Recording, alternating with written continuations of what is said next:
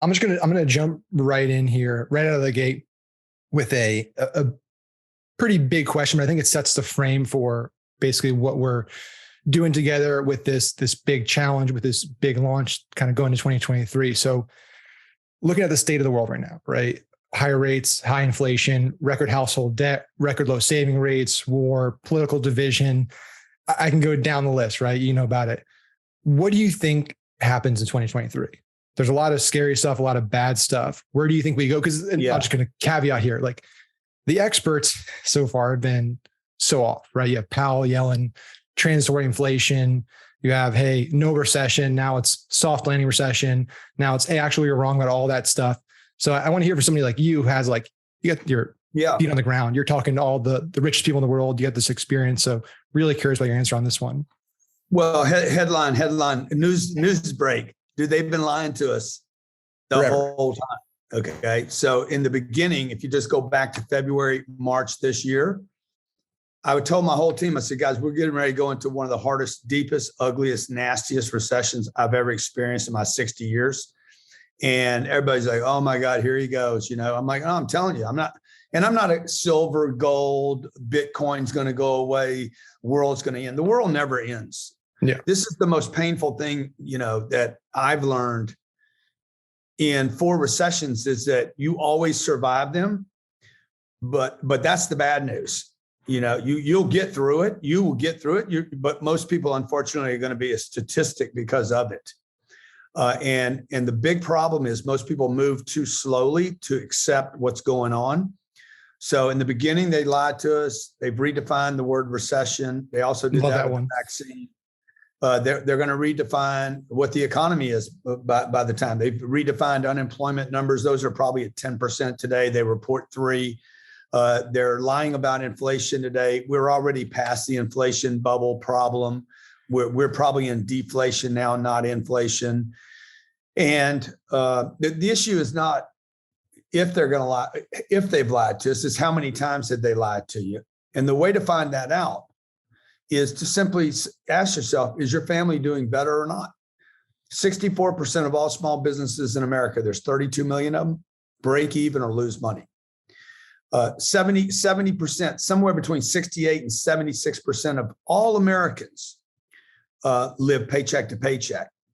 And half of all people that make $100,000 a year in this country live paycheck to paycheck. So those things tell me you cannot have 330 million people in an educated, developed nation where information is available to everyone. You can't have that many stupid people in one place. Okay. That means to me, Americans are not lazy. Americans are not stupid. We're not, we have data, dude. Most of us have computers and phones. So why are so many people suffering? It's because we have been indoctrinated to benefit Wall Street and the banks. And it's time that people say, okay, and it's happening right now. People are starting to wake up. Social media is actually waking the world up. I think what's going on in the last 3 or 4 years since COVID and the election, COVID, us sending $200 billion to Ukraine, like people are starting to wake up and say, wait a minute, something's going on. And I don't know if it's in my best interest. So we're going to go into a very difficult recession. We're in one already. They'll tell us later that we were. And businesses are going to go out of business. Households are going to find out that they don't have the money. They don't have enough savings. They don't have enough investments. They're going to find out their cash is worthless. They're going to have to struggle this year in 2023 with even maintaining their business or growing it. But there's silver lining here, okay? Silver lining is during recessions is when people can actually grow if they have the strategies. Yep. Because there's fewer people to participate and compete with. So there's the bad news, man. The good news is I'm going to grow. There's 3 great pivots I've had in my career, and they all came on the tail of a recession. Well, that's the challenge, right? It's like during these periods of uncertainties when people get scared and they make irrational decisions, right? So it's a time when you should be, buying, investing, moving forward. People retreat. And so they're buying high, they're selling low, they're making mistakes. And if you look at history, right, it's like the wealth gap increases during these periods of time, right? These wealth gaps that just get bigger and bigger because you have the smartest people, the people with the capital, the resources, they're saying, hey, this is a deal. I'm going to buy this. Oh, you want to sell to me at a loss? Cool, I'll take it. And they're thinking big picture. Other people are like, I'm terrified. I'm just going to sell all my stock. I'm going to sell all my stuff and just hide under a rock and hope it passes. And like you said, they survive. Nobody's, not dying in the recession, but you're coming out of it and you're like, crap, I could have bought that. I wish I bought that stock. I wish I bought Apple. I wish I bought this. I wish I bought that. Right. So it's pretty wild. Like, where do you think this falls? I know you said earlier, this is probably the worst one. Looking at 2008, you're looking at early 80s. I feel like early 80s probably the most similar, right? To like what we're going through, where you had kind of stagflation, you had high inflation, you had interest rates going up. You had a lot of similar things happening. You had high unemployment then, really high unemployment, which obviously on paper right now, they say we don't have it, but there's participation rate and all that stuff. Do you think this is going to be worse than 80s, worse than 08, or do you think this is just another one? Look, the first recessions, Max, I was in, like, I didn't even know what a recession was. I didn't have anything. Like, I'm 12 years old, 1970. By 1976, I'm getting out of high school. And I don't know. I just knew that 25%, there was 25% unemployment. That's back when they counted unemployment correctly. They counted all unemployment. It wasn't, you either worked or you didn't work. 1 out of 4 people where I lived did not have a job. So when I got out of high school, I couldn't get a job. I went to college for 5 years. It still hadn't gotten better. 1 out of 4 people were still out of work in 1981 in the little town that I was in, because I was in a refinery town. And so we were about to go into the oil embargo and big inflation. People were paying 18% interest on their homes. Every 5 years, you'd pay more in interest than the cost of a home. But a home was only $25,000. True. Today, fast forward, here we are, 2023. A home is $400,000. It's gone up 15 times, and interest rates doubled in the last couple of years. So the same, interest rates were 18% back then. It was still a lower payment than on $25,000 than it would be today. And a lot of people are like, I don't want to own a home today. It's not a great investment. But there's going to be so many opportunities here. Real estate, there's a couple of vectors that are going to offer phenomenal opportunities. You mentioned some of the stocks, the most efficient stocks companies in the world, the Apples, the Facebooks, I don't know about the Netflix because they're going to get pounded here, but yeah, it's tough. Coca-Cola's, the McDonald's, these are companies that deliver real products and maybe don't even have to go outside the country to get them, like Dunkin' Donuts. There's no supply issues there. They cook their donuts in the morning and brew their coffee and sell it and make a margin. Real estate is going to be tremendous opportunities. Single family homes and commercial real estate, like I buy, tremendous, phenomenal decades of opportunities. Like literally, I'll probably buy more real estate this year than I bought in the previous decade. And I bought a lot of real estate. And then small businesses. There's 32 million small businesses that I mentioned earlier. About 18 million of them break even or lose money. Those people that own those businesses are tired. Mm-hmm. They went through COVID. Now they're going through inflation. They're exhausted. They're over 50 years old. Some of them over 70 years old. And they're like, I'm tapping out. I think it'll be easier this year to buy 10 businesses with no money. For your audience that doesn't have any money, you could literally buy 10 businesses today cheaper than you could start your own business. And probably scale 10 times faster than grow your own business 10%. Yeah, I think that's a lot of people sleep on that, right? Hey, I want to be an entrepreneur. I want to start. I want to grind. I want to start from zero. It's like, man, we're looking at right now for our ecom portfolio. There are a ton of brands out there that are they got hammered, they got crushed, they're sitting in inventory. It's like, we'll make you a great deal, right? We'll take it in. We can plug it into our infrastructure. We know this is so much easier to just take this $2 million, $5 million a year business, plug it in here, than just get another $2 million in growth. Like, so there's a lot of people who are sleeping on that. For the real estate, I've wanted to ask you this for a while because you're just the guy when it comes to real estate. Do you think there is a moment where it becomes unattainable for the average person to get into real estate, right? So you see the news, what's happening right now. You see a Diamond. So like Jamie Dimon. Yeah. So we're just in investing. So it's like, Jamie Dimon now with JP Morgan, $1 billion. They're going to be buying up basically whole communities. They have permanent capital, private equity. I mean, they're now buying whole towns, basically. It's, hey, build this entire neighborhood. We're going to buy it and we're going to rent it and own it forever. So like, if that just keeps happening, how does an individual that says, I got, 500 grand and I want to get into real estate, got $1 million into real estate, or 100,000, I want to get into real estate. Right. Is there a point where like they miss the boat and it just, you can't get into it anymore? Well, yeah. You up without Jeremy Powell and inflation, without him raising interest rates, the door had closed to people owning a home. Okay. Because basically the prices were going up so fast. And they were going up so fast. If you look at the hockey puck or the hockey stick, it starts going up violently, only because it's not just cheap money that came into the marketplace. It's money had no other place to go to get a yield. That's the part that everybody kind of leaves out of this equation. Two things, actually. Anytime there's emotional events, money moves to homes. Always has, by the way. Every time there's a big emotional event, money moves to residential, real assets. You could include gold and silver in that conversation. Money moves to things that are like, okay, but particularly homes, because like after 9/11, when 9/11 happened, you see this violent interest in homes. Now, Wall Street's going to tell you that happened because of interest rates. I don't believe it. I believe it happened because people are like, the world's coming to an end. The enemy is coming over to America. There's going to be more buildings taken down, and ISIS is taken over. So if the world's going to go to hell, I'm going to go get a big house. And that happened again during COVID, by the way.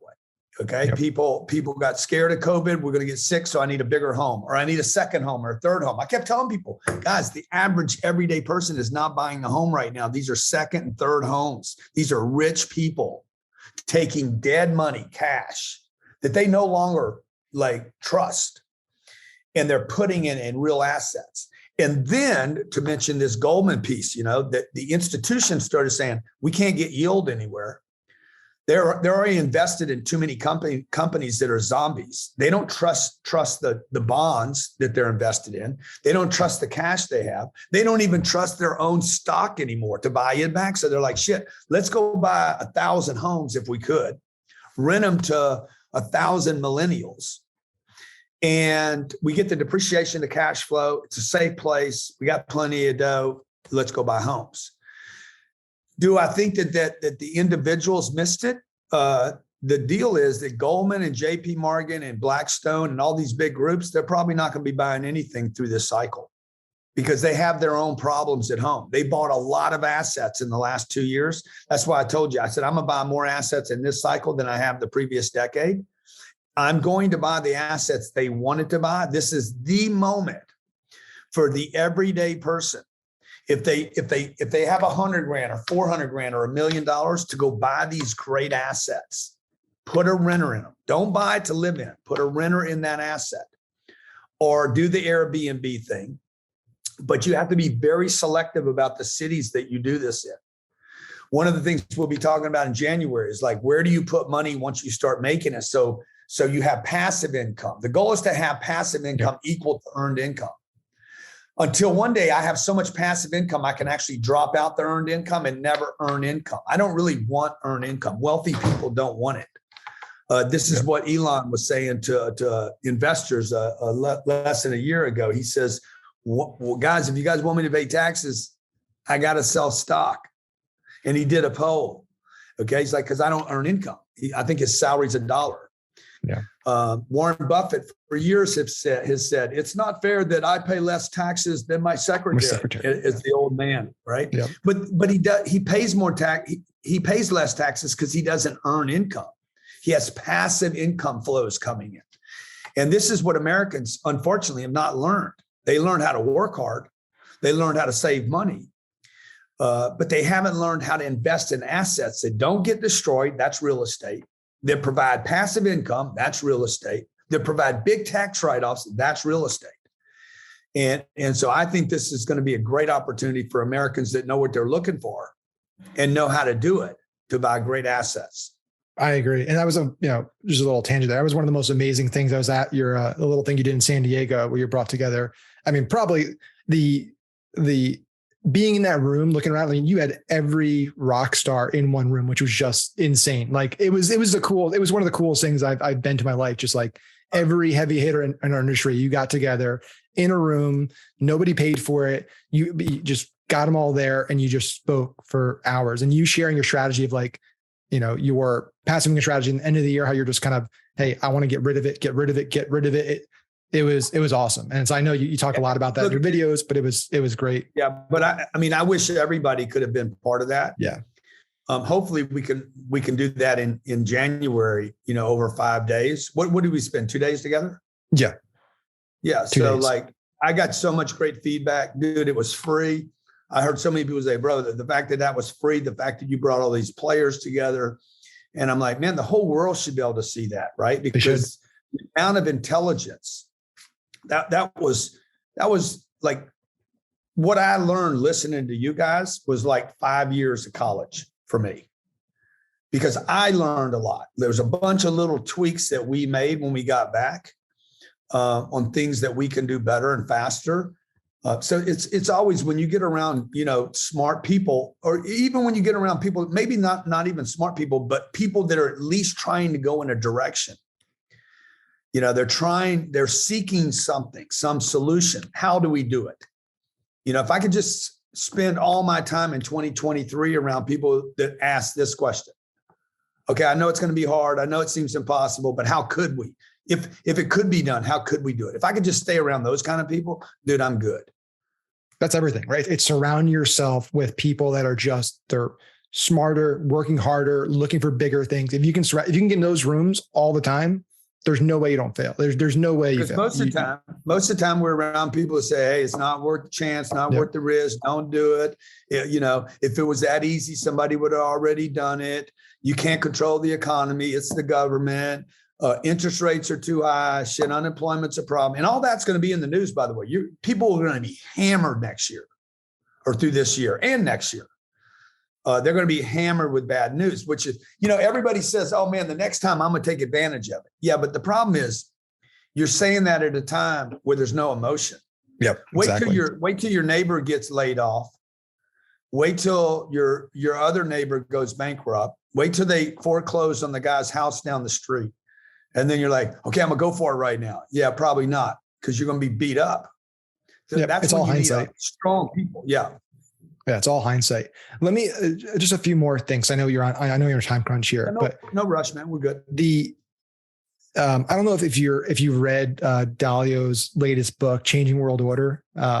Amazing book. Basically, he looked back at all the superpowers throughout history. Specifically, superpowers are the reserve currency. So Dutch, British, Americans, right? And he found like 23 indicators of they're on the rise, then they're at peak superpower. And then when these things start happening, they're on the downward spiral. And basically, once that happens, there's never been an example in history where that recovered. And so you look at the US, he said, basically, we're on the other side now. And so my question is like, Unbreakable Business Challenge, all this stuff, right? Like this is going to be so amazing, so impactful for so many people. I'm preparing for the coming recession. How do you prepare for do you even think about that? Because I know something like you probably does. You're playing such a big game. Like the average person thinking about, okay, recession coming. I'm going to go learn from Grant. I'm going to learn all these things I can do to really capitalize on the recession. But big picture, you look at like what Dalio talks about. Like how do you prepare for that? America not being a superpower, because we can't fathom it, because all we've ever known, everyone alive right now has known America's superpower. It's all we know. But if you look at history, right, it's like we're a blip. We're a blip in the history of civilization, and there's been lots of superpowers.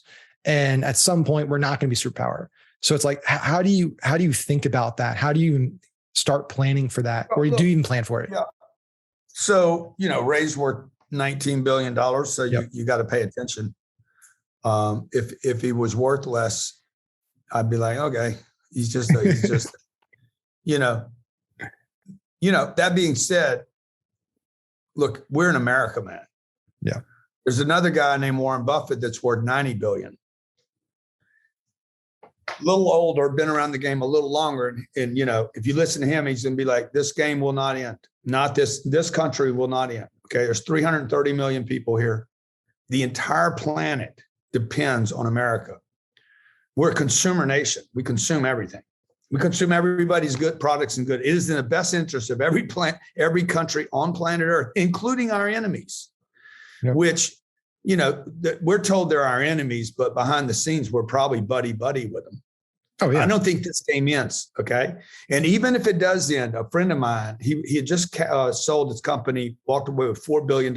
He's like, Grant, just remember, this planet is like Monopoly. The game only ends when the players walk away. He said, no matter how bad things get, man, 8 billion people, there's always going to be 5 billion of them working.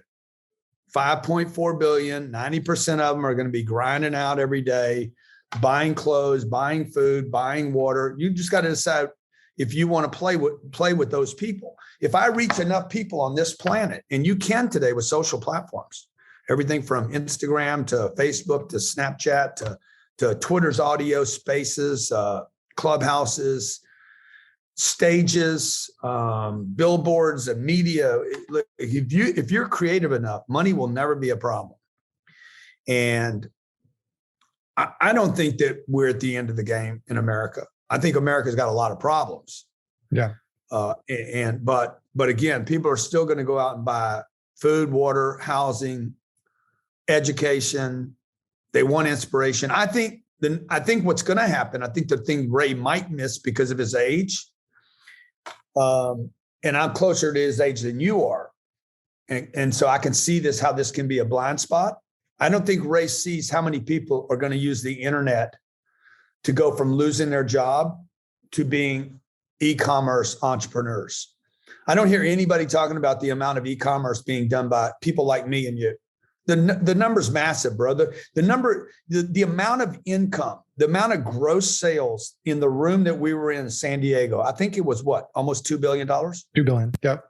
$2 billion. That didn't count anything that I did. I didn't put my number in. Yeah. Okay. And that was like 50 people. 50, 60 50 people. people doing. Yeah. Bro, I can pick 50 random companies off the New York Stock Exchange and they all lose money. It's true. There's 220 zombie companies publicly traded every day that have never made a penny. So now those companies, and I'm with you, that's what Ray studies, by the way. Ray's in that whole ecosystem of hedge money and hedge funds and pension funds and all this risk analysis, smart people that are basically a bunch of full of shit people.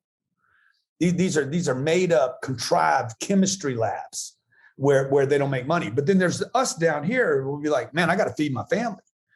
I know so many guys on the internet that are like making real money every day, that are selling a product or a service, coaching, education, or a widget, or doing some kind of arbitrage on products that they found somewhere that they're drop shipping and they're picking up a wedge.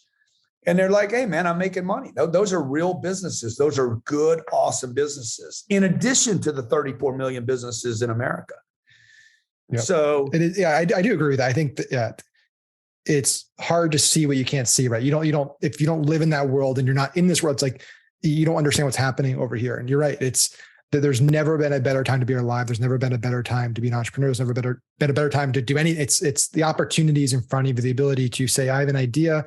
I want to start something. You can make money today. You can run a Facebook ad, a TikTok ad, get a Shopify store. Cool. I'm selling stuff today. I'm doing print on demand, not holding inventory. Yeah. It's amazing. So many ways to play the game today, like I was in a room with Elon Musk the other night on Twitter Spaces. There was 1 million people in that room listening to this guy. Wild. He's flying on his 650, same plane that I own, by the way. That's a flex. He's literally on his plane. He just bought Twitter. He's supporting his Spaces. I'm like, why'd this guy buy Spaces? Because it's an advertising. It's a damn microphone. He's literally going to offer people a place where all news could be delivered by citizen journalists that can go out and do research. Now, it won't be controlled just by the media. We're going to go through this massive transformation that I think Ray might be missing out a little bit on. And look, I got massive respect for Ray. I've asked him to speak at my growth conference. I'd love to have him on stage, but I think we're all underestimating the power of evolution and of people wanting to do better. And I just don't give up on mankind, always wanting to improve the quality of life. And when it's for as many negatives as social media has, when you start seeing people with big homes and trips and on yachts, dude, that shit inspires me. When I see Will Smith and Jay-Z and Beyonce and all those people going out on a 200-foot yacht in the south of France, I'm like, why not me? I agree. Yeah, I mean, it's a balancing act, right? Because it's a lot of people can't, they get envy and it causes them to. So you have the gene, right, where it's like, I see that and I see a path that I can get that, I can do it. And then there's people out there that see it and they're just like, I want that, but I don't understand how to do it. So I just get angry and I get bitter. Yeah. And that's why I think what's great, like what you do and what you teach in the Unbreakable Business Challenge, like it's going to be like, hey, you see that, you want that, like, I'm going to help you. I'm going to give you the tools and the knowledge of bringing the experts that are going to give you that pathway. Maybe it's not going to be Jay-Z, but a pathway to a better life, a pathway to more income, a pathway to more net worth, a pathway to more security and stability and all those things. And once you have the foundation, then you can maybe think bigger and bigger, right? Because you just keep raising the level. Yeah. And if you go back and study the people that, like I go back and study way back, like Ray was studying 700 years back. Like it was freaking amazing that somebody would take the time to do that. And all you got to do is buy their book and go figure out what they were doing, right? But if you go back and look at the Vanderbilts, the Roosevelts, not the Roosevelt, the Rockefellers, the JP Morgans, these guys, they were 8th grade dropouts, man. They didn't have an internet.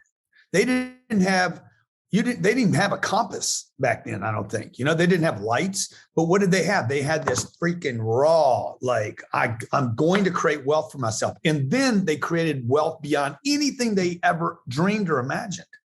So the same thing for the people that are, everyday people like myself and you, like, we're like, dude, I want to create a great life for myself. Most people are giving up on that, and more people will give up on it. The audience you and I speak to are the people that are like, hey, I'm gonna cross my fingers. And I think there's some kind of way. How can I do it? Look, there's not a lot of people that see it like that. Most people see the scam. They see, oh, I'm getting, they're going to try to sell me something. There's no way. They've given up. And this is the big opportunity on this planet for the small percentage of people, of your audience. Is like, I'm not giving up.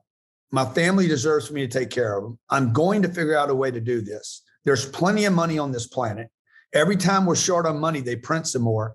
I just got to figure out how to get my piece of freedom and financial prosperity. I love that. So let's wrap here. I mentioned a few times throughout our talk, the Unbreakable Business Challenge and what you're doing, just to kind of share with my audience, people are going to see this video, like 2 questions, I guess. One is why, right? You're a billionaire. You got an amazing family. You have an amazing life. You have passive income that you pay for anything possibly you could want.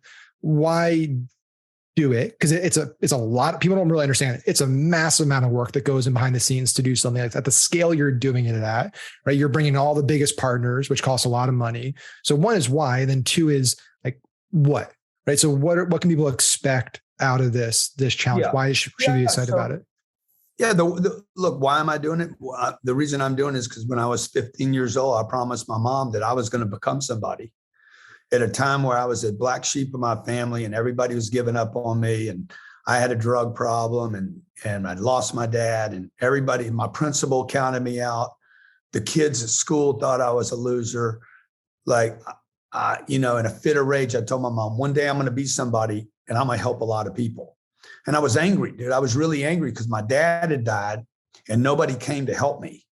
And I kept looking for somebody to help me, the teachers, the coach.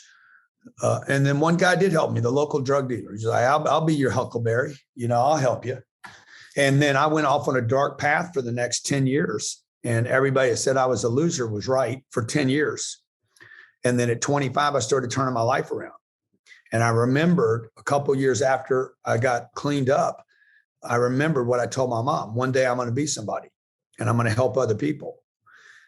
So now, for the last 35 years, I've been putting one foot in front of the other and working hard and cleaning my act up and, trying to build a life for myself, and then trying to figure out what am I doing that's working and what doesn't work.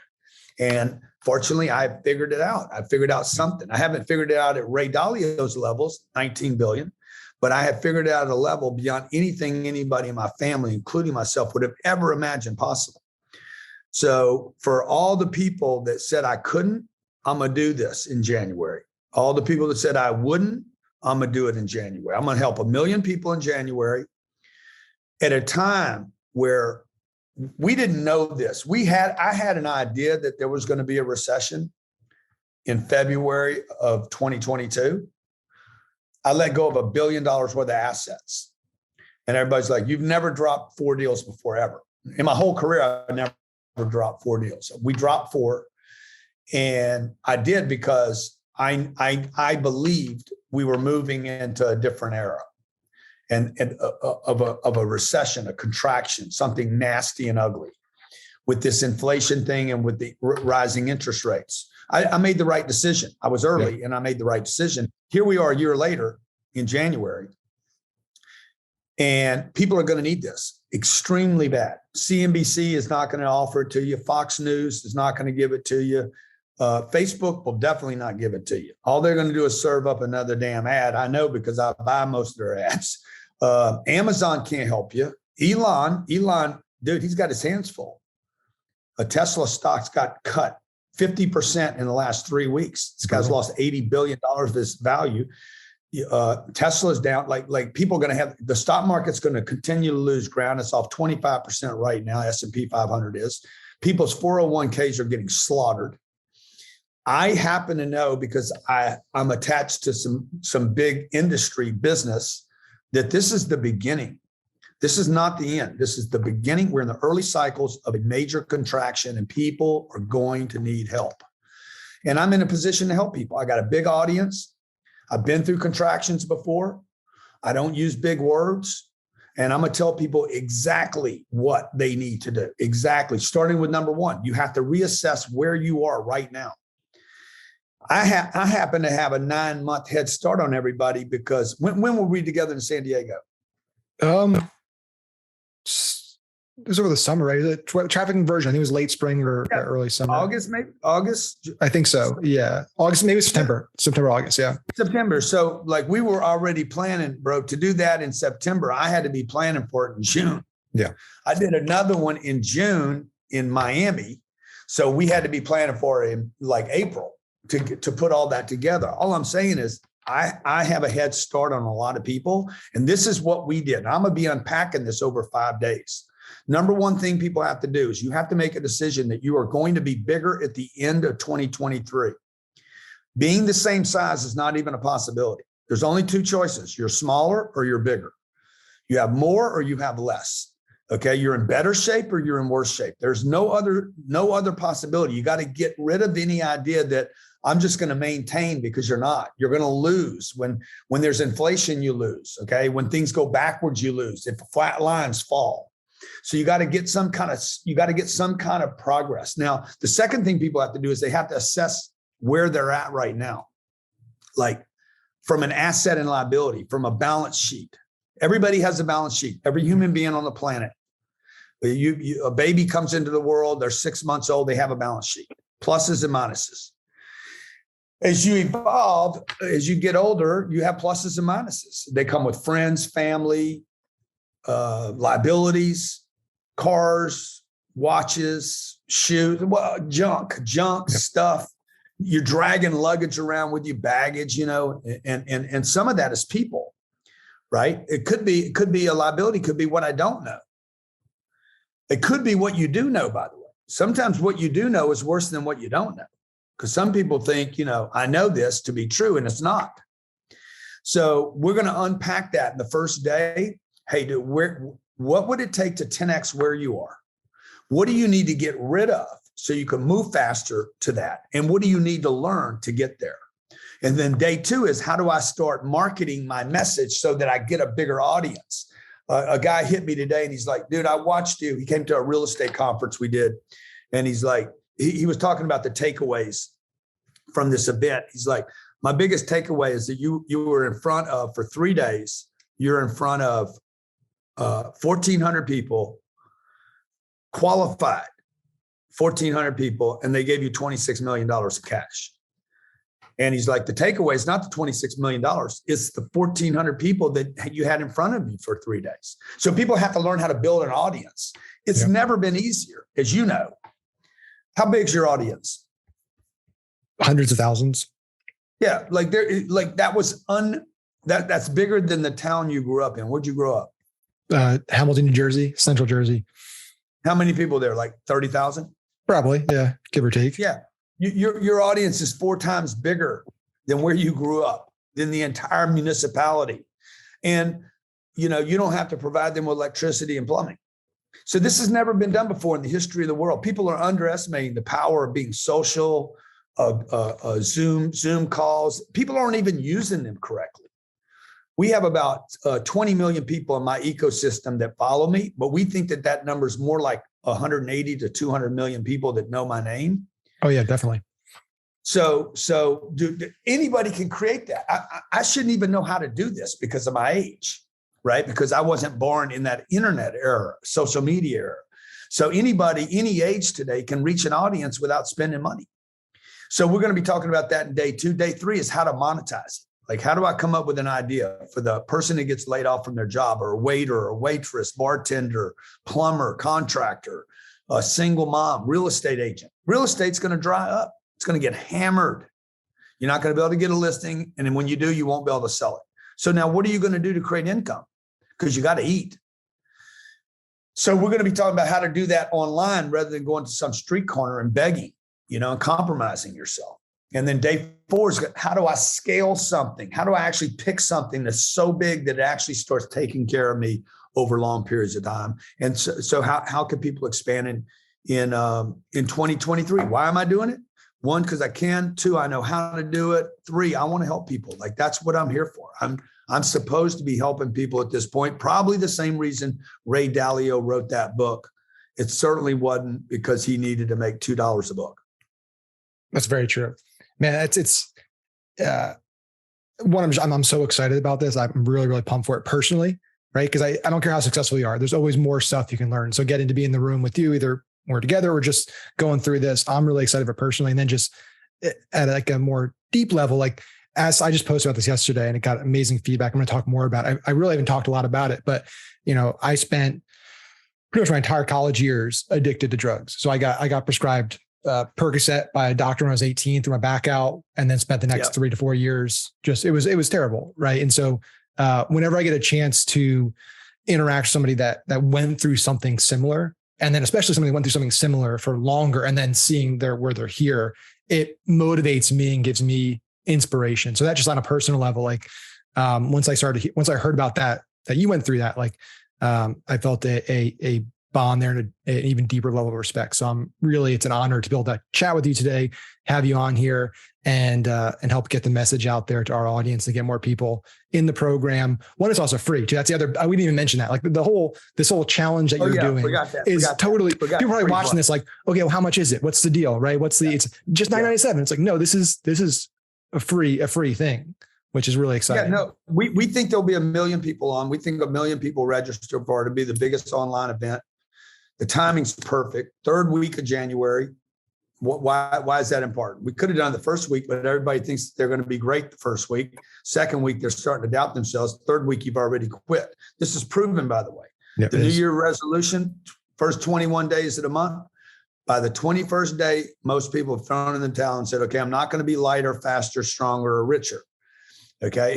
My marriage is not going to be any better because you've thrown in the towel. Now, what we're going to do is we're going to pick it up right there, because the first of the year actually is a great pivot moment for people, because you're walking into this new thing, this new year. So if you guys can just hold it together and I'm talking to your audience right now, if you guys can just hold it together for 21 days, then I'm going to give you a 5-day on business, finance, investments. This is 5 full days. If you can make the time, I'll do it for free. Some people won't make the time. They're going to be like, I don't have time. I can't do that. It's too much. But if you don't get educated, if you don't find out what you don't know, and don't start asking yourself, how far can I do and what would I have to do to get there? I just know that it's been the times when I actually had to pivot, to reset, to like take some time. Like right now I'm at my church, right? Like I'm spending 3 or 4 days. It is very, very expensive for me to take 3 or 4 days off. It is extremely 10 times more expensive when I don't. Because otherwise I just start grinding myself down, dude. Like sometimes I'm grinding so hard and I'm like, I need to reset right now. So I hope you need to recharge. I got to reset, recharge. I need to renew my data. Because like even that thing you said about Ray, right? Because I've heard those interviews, and man, when I'm done with them, I'm like, shit, I just want to throw in a towel, Ray. Like there's no out here for me. That's the thing I did not like about that, right? Because I'm like, all right, well, what do I do, bro? You want me to go to Singapore? I got family here. I got a business here. I can't go to Singapore. I can't go to Dubai. You want me to move to Puerto Rico? You know, I don't know what you want me to do with all this bad data. You want me to put a gun to my head and kill myself? You want me to go back on drugs, Ray? What do I do? Like, tell me what I can do, because America's not going away. It's not going away for hundreds of years. It will not go away. And we still create. What is America created? Google, Facebook, Apple, like go down the technology, list. The innovation, intellectual property. Yeah. That's not going to stop. Yep. Okay. That's not going to stop. Elon Musk lives in this country. He don't live over in some other country. So that's the part, to me, I need, particularly when I read something like that, and it might be true what he's saying. I need somebody to offset it and say, hey, man, this is the red, white, and blue, bruh.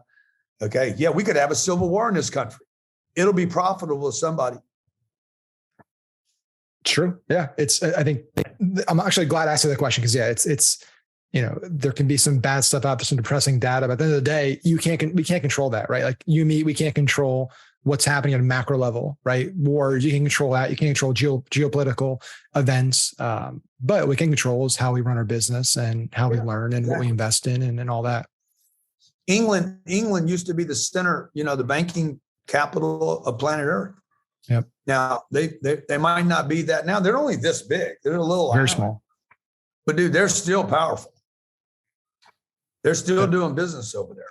There's still wealth being created. And I think what's happening right now is we're going to go through the biggest wealth redistribution in the history of our country at minimum, maybe on planet Earth. And this time it's not going to be taken from the lower class. This money is going to be taken from the middle and the upper middle class, maybe even reach into the rich belt, to redistribute wealth that's been created by institutions, even maybe that Wall Street money. It's happened before, where they grab a handful of guys and redistribute. So that's my daughter right there, Sabrina. Say hi, Sabrina.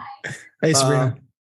And you know, like for my kids, I do this stuff for my kids so my kids can hear me, man. My kids can hear me, see me, what I'm doing. They're living with me. I homeschool my kids so they can hang with us and meet guys like you, hear these stories, so that when they grow up, you know, when they're out there and they're going to start grinding out, they remember this time because they lived in our home and heard it. Because they're going to learn more with me than they're going to learn it in a classroom. That's a fact. That's a total fact there. And yeah, man, I appreciate, again, like this means a lot to me personally, professionally. You spend the time with me and sharing this to the audience. And for anybody watching this, like this is not a negotiable thing, right? Things are going to get bad. You're not going to want to get in them and then think back. I wish I did this. I wish I learned that. I wish I got this skill or this resource. Do it now before things get really bad. This is, if you want to learn from anybody, this is the guy to learn from. So we're going to drop the link. We're going to have all that stuff wherever we post this, so you guys can click around.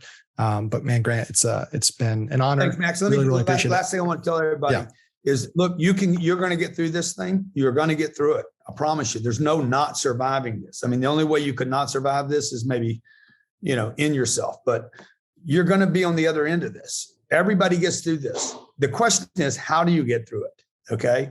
How do you get through the other end? The second thing is, you never want to do this by yourself. When shit hits the fan, you need somebody with you. When things get difficult, you need somebody with you. And the last thing I'm going to say is this: typically the people that you want with you are not with you yet. The biggest changes I've made in my life were during tough times, and they always included new people. The people that got me into a mess were never able to get me out of that mess. Yeah. And so you got to add new people, man. You can't, I was with Kevin Hart. I was doing this interview with Kevin. We spent some time together and he talked about the 6 guys. You might've seen this. He's got 5 or 6 guys he rolls with everywhere. And I said, I guarantee you change your mind on that in the future. And he's like, huh? I said, I guarantee you for Kevin Hart to become the next level of Kevin Hart, whatever that is, he will have to let go of some of that tribe. In order to go to a new place, you always have to get rid of old thinking and old people. And then you can go back and pick them back up later once you become that new version of you. So nobody try to do 2023 by yourself. It's a bad idea. Love it. Well, that's a great way to end it. Thank you, Brad. Appreciate it, man. You have a good one. We'll talk soon. Okay, man. Be great. Alrighty. Bye.